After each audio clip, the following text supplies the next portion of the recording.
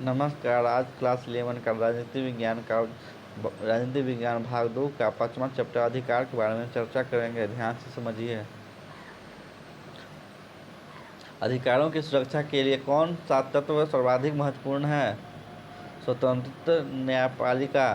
किसने कहा कि किसी राज्य की पहचान वहाँ के अधिकारों की व्यवस्था से की जा सकती है? लास्की। इनमें कौन सा जीवन स्वतंत्रता तथा संपत्ति से संबंधित 3 अधिकारों को प्राकृतिक अधिकार के रूप में माना गया? John Locke. अपने से बड़े लोगों का सम्मान करना कौन अधिकार है? नैतिक अधिकार। अधिकारहीन व्यक्ति की स्थिति होती है? उत्तर में गुलाम। किसका कथन है कि संपत्ति का अधिकार प्राकृतिक अधिकार है? थॉमस हॉब्स का। जीवन का अधिकार किस तरह का अधिकार है? प्राकृतिक अधिकार। सामाजिक जीवन की मूलभूत आवश्यकता क्या है? प्राकृतिक अधिकार। सामाजिक जीवन की मूलभूत आवश्यकता क्या है? अधिकार। प्राकृतिक अधिकारों के सिद्धांत का समर्थन कौन सा है? John Locke.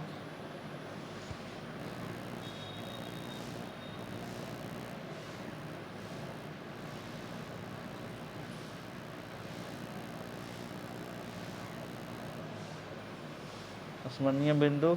अधिकार उन बातों का प्रतीक है जिन्हें समाज के सभी लोगों को सम्मान और गरिमा का जीवन बसर करने के लिए महत्वपूर्ण और आवश्यक समझते हैं। 10 दिसंबर 1948 को संयुक्त राष्ट्र की समान सभा ने मानवाधिकार की सार्वभौमिक घोषणा की स्वीकारा और लागू किया। 17वीं और 18वीं शताब्दी में राजनीतिक सिद्धांतकार तर्क देते थे कि हमारे लिए अधिकार प्रकृति या ईश्वर प्रदत्त हैं। हमें जन्म से वे अधिकार प्राप्त हैं, अतः कोई व्यक्ति या शासक उन्हें हमसे छीन नहीं सकता। मनुष्य के लिए 3 प्राकृतिक अधिकारों चिन्हित किए गए हैं: जीवन का अधिकार, स्वतंत्रता का अधिकार और संपत्ति का अधिकार। नागरिक स्वतंत्रता और राजनीतिक अधिकार मिलकर किसी सरकार को लोकतांत्रिक प्रणाली की बुनियाद का निर्माण करते हैं। राजनीतिक अधिकार नागरिकों को कानून के समक्ष बराबरी तथा राजनीतिक प्रक्रिया में भागीदारी का हक देते हैं। अधिकारों का उद्देश्य लोगों के कल्याण की हिफाजत करना होता है। जर्मन दार्शनिक इमैनुअल कांट के अनुसार लोगों के साथ गरिमामय बर्ताव करने का अर्थ उनके साथ नैतिकता से पेश आना। कांट के विचार ने उस अधिकारों की एक नैतिक अवधारणा प्रस्तुत की। पहला, हमें दूसरों के साथ वैसा ही आचरण करना चाहिए जैसा हम अपने लिए दूसरों से अपेक्षा करते हैं। दूसरे, हमें यह निश्चित करना चाहिए कि हम दूसरों को अपनी स्वार्थ सिद्धि का साधन नहीं बनाएंगे। भारतीय संविधान में 7 मौलिक अधिकार थे, परंतु सन 1979 में 44वें संशोधन के द्वारा संपत्ति के अधिकार को हटा दिया गया। अब मुख्य 6 मौलिक अधिकार हैं। अधिकार क्या है और वे महत्वपूर्ण क्यों हैं? अधिकारों का दावा करने के लिए उपयुक्त आधार क्या हो सकते हैं? अधिकार का अर्थ है कि मनुष्य के सामाजिक जीवन की परिस्थितियां हैं जिनके द्वारा मनुष्य अपना विकास कर सकता है तथा अधिकारों के बिना मनुष्य अपना विकास नहीं कर सकता। जिस देश में नागरिकों को अधिकार प्राप्त नहीं होते वहाँ के नागरिक अपना विकास नहीं कर सकते। राज्य के द्वारा दिए गए अधिकारों को देखकर ही उस राज्य को अच्छा या बुरा कहा जा सकता है।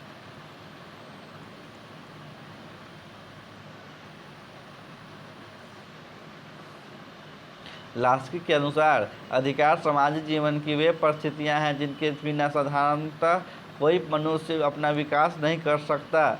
हॉलैंड के अनुसार अधिकार एक व्यक्ति के द्वारा दूसरे व्यक्ति के का समाज में मन और शांति द्वारा प्रभावित करने की आवश्यकता है। अधिकार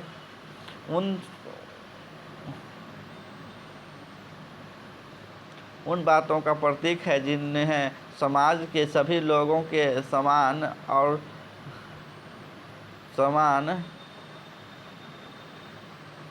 गरिमा का जीवन बसर करने के लिए महत्वपूर्ण और आवश्यक समझते हैं। उदाहरण के लिए आजीविका का अधिकार सम्मानजनक जीवन जीने के लिए जरूरी है। लाभकर रोजगार में नियोजित होना व्यक्ति को आर्थिक स्वतंत्रता देता है, इसलिए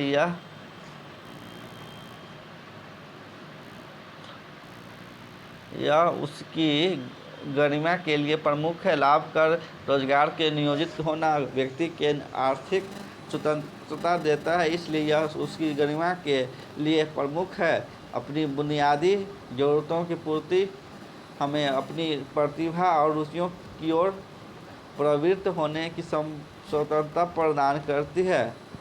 अधिकार का महत्व। उत्तर: अधिकार से व्यक्ति के व्यक्तित्व का विकास होता है। अधिकार से व्यक्ति के अंदर पाई जाने वाली शक्तियों का विकास होता है। इससे व्यक्ति और समाज की उन्नति होती है। अधिकार सरकार को निरंकुश बनाने से रोकते हैं। अधिकार सामाजिक कल्याण का एक साधन है। अधिकार व्यक्ति के जीवन की सुखमय बनाता है। अधिकार के मांग के आधार। मनुष्य अपनी अनेक आवश्यकताओं की पूर्ति करना चाहता है। इसी से उसके जीवन का विकास होता है। उसकी सबसे पहली मांग यही होती है कि उससे ऐसे अवसर मिले जिनसे वह अपने आवश्यकताओं की पूर्ति कर सके हैं। अधिकारों का निर्माण इन्हीं मांगों के आधार पर होता है। मांग अधिकार तभी बन सकते हैं जब उनकी प्राप्ति जिन्हें की लिए आवश्यक दिखाई दे। समाज उस मांग को उचित समझकर स्वीकार करे।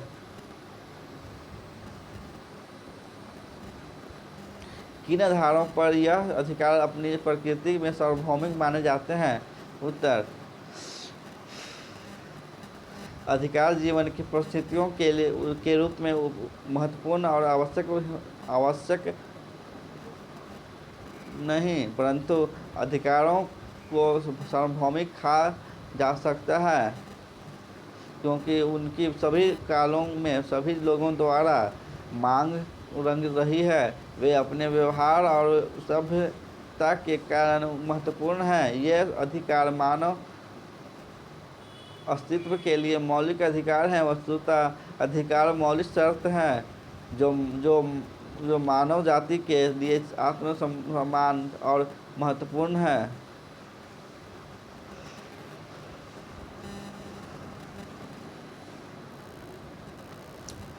निम्नलिखित अधिकारों को सार्वभौमिक अधिकार कहा जा सकता है। जीविका का अधिकार एक व्यक्ति से जीवन का आधार है, जिससे उसका जीवन चलता है, इसलिए यह अति महत्वपूर्ण, आवश्यक और सार्वभौमिक है। यदि एक व्यक्ति को अच्छा रोजगार प्राप्त है तो इससे उसको आर्थिक दृष्टि से स्वावलंबी बनाने का अवसर मिलेगा और इससे उसका महत्व और स्तर बढ़ जाएगा। जब एक व्यक्ति की आवश्यकताएं, विशेष रूप से आर्थिक आवश्यकताओं पूरी हो जाती है तो उसके प्रतिभा और कौशल में विकास होता है और उसका शोषण समाप्त हो जाता है। अभिव्यक्ति की स्वतंत्रता हमें विभिन्न प्रकार से अपने को व्यक्त करने का अवसर प्रदान करता है। इस अधिकार के द्वारा लोग अपने को लिखित बोलकर या कलात्मक रूप से व्यक्त कर सकते हैं। शिक्षा का अधिकार व्यक्ति को मानसिक, नैतिक और मनोवैज्ञानिक विकास में सहायक करता है। इससे हमें उपयोगी कौशल प्राप्त होते हैं जिससे हम जीवन के विविध पक्षों के चुनाव में सक्षम हो जाते हैं। इसलिए शिक्षा के अधिकार सार्वभौमिक अधिकार स्वीकार किया जा सकता है।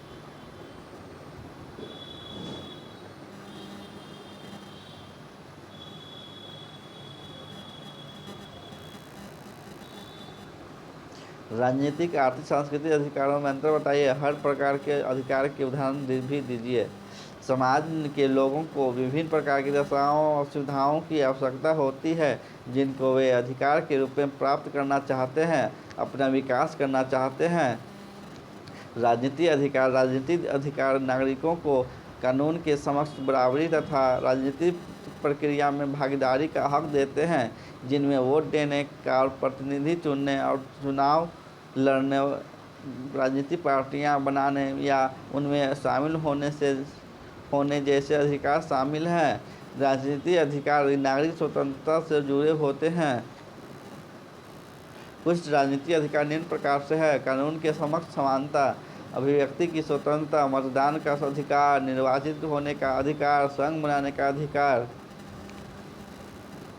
प्रतिनिधि चुनने का अधिकार, राजनीतिक दल बनाने का अधिकार।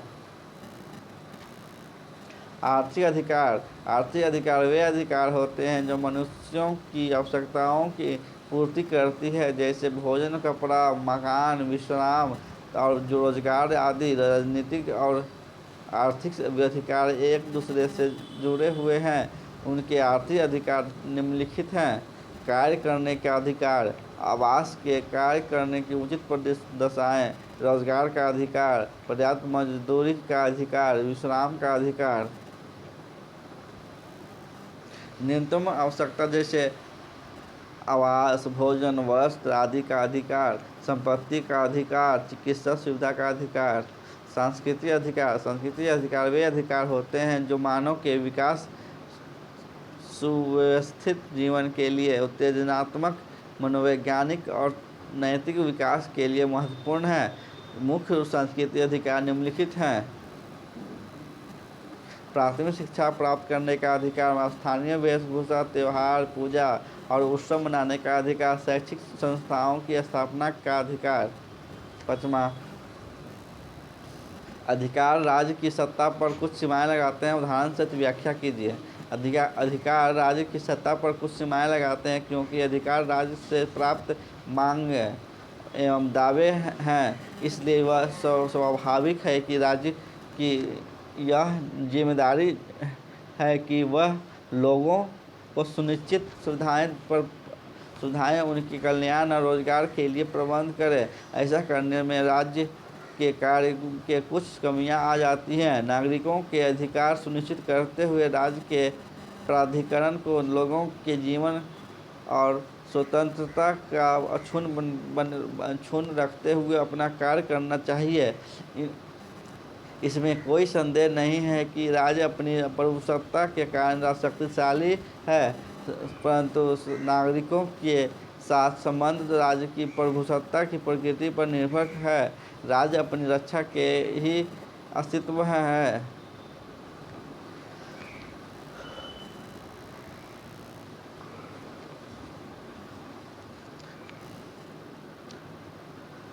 राज्य अपनी रक्षा से ही अस्तित्व में नहीं होता, बल्कि लोगों की सुरक्षा से टिक सकता है। यह नागरिकों की होता है जिसका महत्व अधिक होता है। राज्य के कानून लोगों के लिए, उनके कार्य के लिए राजनीतिक उत्तरदायी और संतुलित हैं। कानून राज्य और लोगों के मध्य संबंध को नियंत्रित करता है। यह राज्य का कर्तव्य है कि वह आवश्यक दशाएं उपलब्ध करें जिनकी नागरिकों द्वारा अपने कल्याण, विकास, मांग और दावे किए जाते हैं। राज्य को इस संबंध में महत्वपूर्ण निर्णय लेना चाहिए। पहला, अधिकार किया उदाहरण के द्वारा समझाएं। अधिकार उन बातों का प्रतीक है जिन्हें समाज के सभी लोगों के समान गरिमा पर जीवन बसर करने के लिए महत्वपूर्ण और आवश्यक समझते हैं।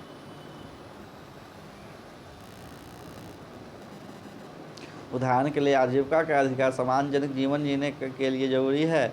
लाभकर रोजगार विनियोजित होना व्यक्ति को आर्थिक स्वतंत्रता देता है, इसलिए यह उसकी गरिमा के लिए प्रमुख है। लाभकर रोजगार में नियोजित होना व्यक्ति को आर्थिक स्वतंत्रता देता है, इसलिए यह उसकी गरिमा के लिए प्रमुख है।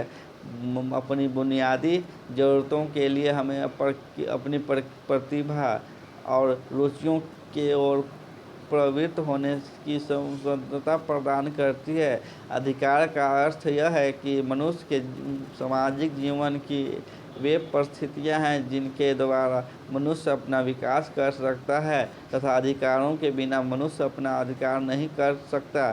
जिस देश में नागरिकों को अधिकार प्राप्त नहीं होते वहाँ के नागरिक अपना विकास नहीं कर सकते। राज्यों के द्वारा दिए गए अधिकारों को देकर ही उस राज्य को अच्छा या बुरा कहा जा सकता है। लास्की के अनुसार अधिकार सामाजिक जीवन की वे परिस्थितियां हैं जिनके बिना साधारणतः कोई मनुष्य अपना विकास नहीं कर सकता है। हॉलैंड के अनुसार अधिकार एक व्यक्ति के द्वारा दूसरे व्यक्ति के कर्तव्यों का समाज के मन और शांति द्वारा प्रभावित करने की क्षमता है।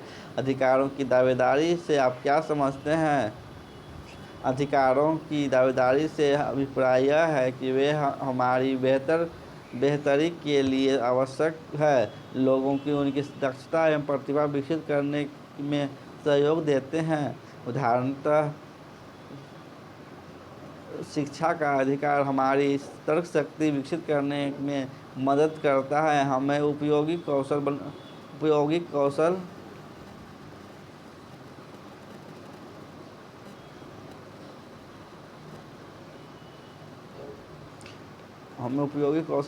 प्रदान करता है, जीवन में सूझबूझ के साथ चयन करने में सक्षम बनाता है।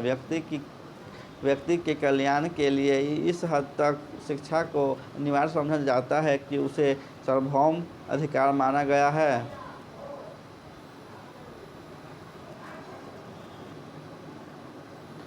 अगला क्वेश्चन, नागरिक स्वतंत्रता का क्या अर्थ है?